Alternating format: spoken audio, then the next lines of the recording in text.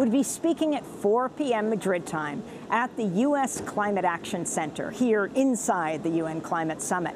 Also speaking would be actor Harrison Ford and Bank of England Governor Mark Carney and others in the, well, hashtag We're Still In delegation. The lawmakers, mayors, business leaders who are here to say that although the U.S. is pulling out of the Paris Accords, they're still committed.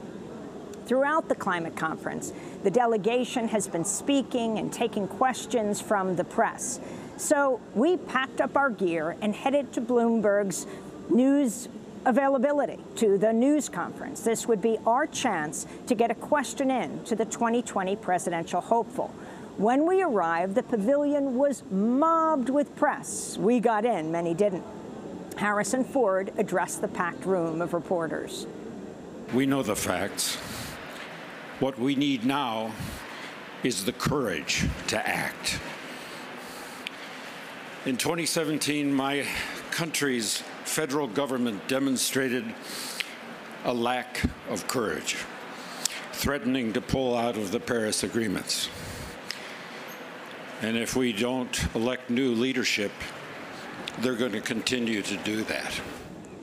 Michael Bloomberg was among the last in the pavilion to speak. The reason that I am here in Madrid is really very simple. I am here because no one from the White House is here. We're looking forward to this November's election and a new president in 2020. We have to have America as part of the solution. To our surprise, as soon as Mayor Bloomberg wrapped up his comments, he was surrounded by security and walked out of the room without taking any questions. We followed him. Mr. Bloomberg, are you taking questions from the press? Right now, thank you so much. Mayor Bloomberg, will you be taking questions from the press? Not right now, thank you so much. They told us this was a news conference with Mayor Bloomberg. Mr. Mayor, the UN has said that Mr. Mayor, if you could just answer a question. We all packed in there to ask you questions. You're going to trip it. No, it's okay. I'm from New York. I followed you for a long time. But the UN has said that economic and climate inequality is driving protests around the world. Thank you, sir. You're a billionaire running for president.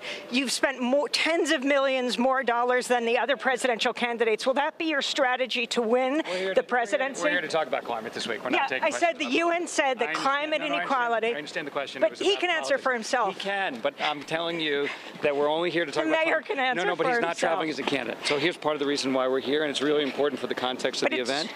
We're here to talk about climate. He's here. And he referred to President Trump, and I think this is a very relevant question. I'm sure he has a great answer. Thank you for your question. Mr. Mayor, can you answer for yourself? Huh?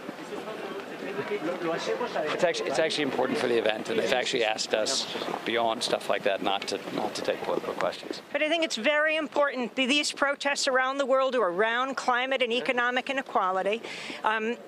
Mr. Bloomberg is running. Who are you with? I'm Amy Goodman with Democracy Now! I know you all guys know you well.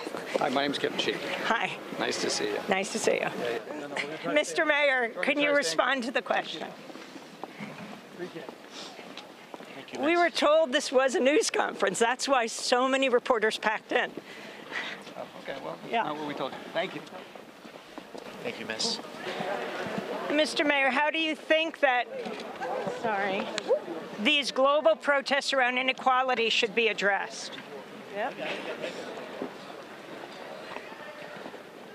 Mr. Mayor, how do you think these global protests against inequality should be addressed?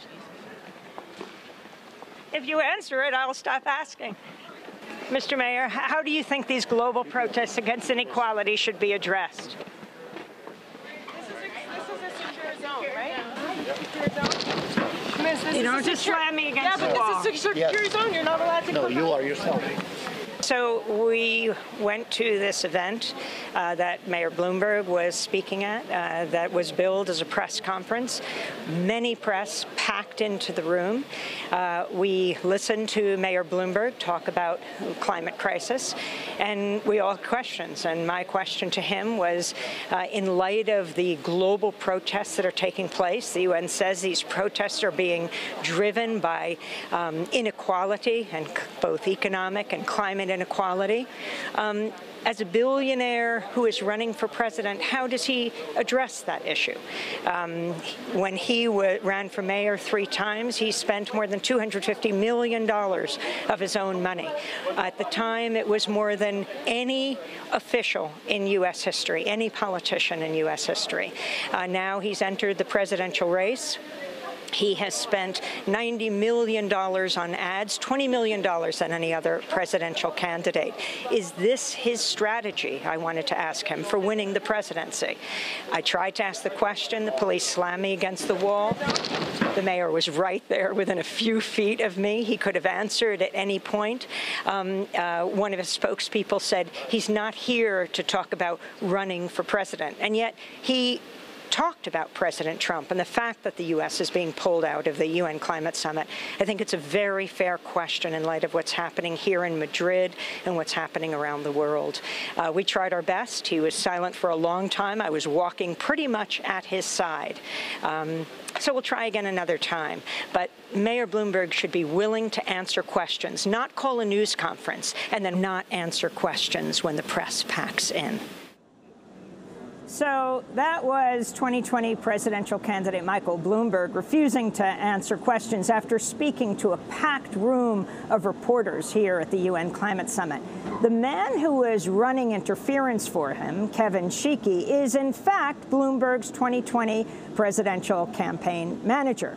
Sheekey told us Bloomberg is here at the COP not as a candidate and that they'd made a deal not to address these kinds of issues. Later that night, we watched Bloomberg on an extensive interview on CNN from the UN Climate Conference with Christiane Amanpour, where he did, in fact, talk all about the 2020 presidential race and President Trump.